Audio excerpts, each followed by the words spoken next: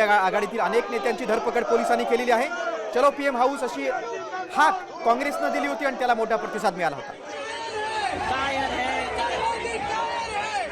आपण थेट जाऊया दिल्लीमध्ये, आमचे प्रतिनिधी भरत मोहोळकर आपल्या सोबत आहे, त्यांच्याशी संवाद साधूया आणि सद्यस्थिती काही जाणून घेऊया। भरत, आपण बघतोय थेट मंदिर मार्ग पोलीस स्टेशनमध्ये सोनिया गांधी दिसतायत, काय घडतंय?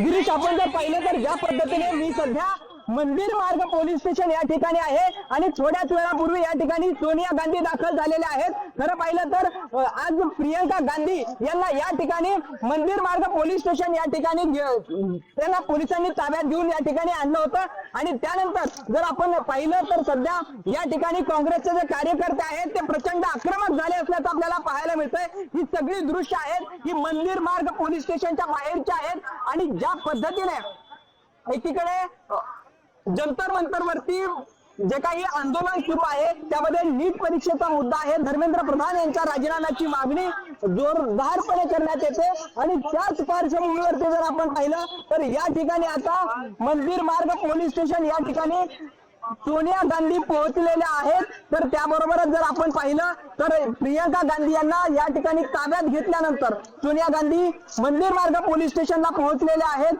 आणि याच परिसरामध्ये काँग्रेस कार्यकर्त्यांनी जोरदार घोषणाबाजीला सुद्धा सुरुवात केली असल्याचं आपल्याला पाहायला मिळतं। पोलिसांकडून आंदोलकांचा आवाज दाबण्याचा प्रयत्न केला जात असल्याचा आरोप करण्यात येतो। आपण पाहिलं तर आज संसदेमध्ये ज्या पद्धतीने घडामोडी घडल्या यानंतर सुद्धा पोलिसांकडून जे विरोधक आहेत त्यांचाही आवाज दाबला जात असल्याचा आरोप करण्यात येतोय।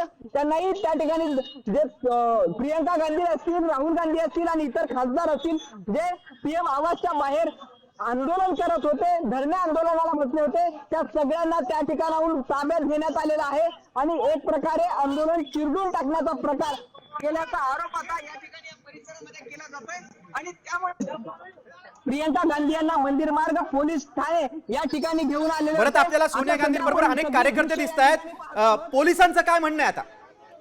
आणखी किती काळ त्यांना ताब्यात ठेवणार आहे? त्या सुधारमध्ये असल्याचं आपल्याला पाहायला मिळतं आणि त्यामुळे सोनिया गांधी या ठिकाणी आतमध्ये असल्याचं पाहायला मिळतंय आणि प्रियंका गांधी यांना ताब्यात घेतल्यानंतर सोनिया गांधी सुद्धा स्वतःहून या ठिकाणी दाखल झालेल्या आहेत। त्या या परिसरामध्ये त्या पोलीस स्टेशन मध्ये दाखल होऊन थेट पोलिसांशी या संदर्भात चर्चा करणार असल्याची माहिती आहे आणि नेमकी काय चर्चा होते हे पाहणं महत्वाचं ठरणार आहे। गिरीश,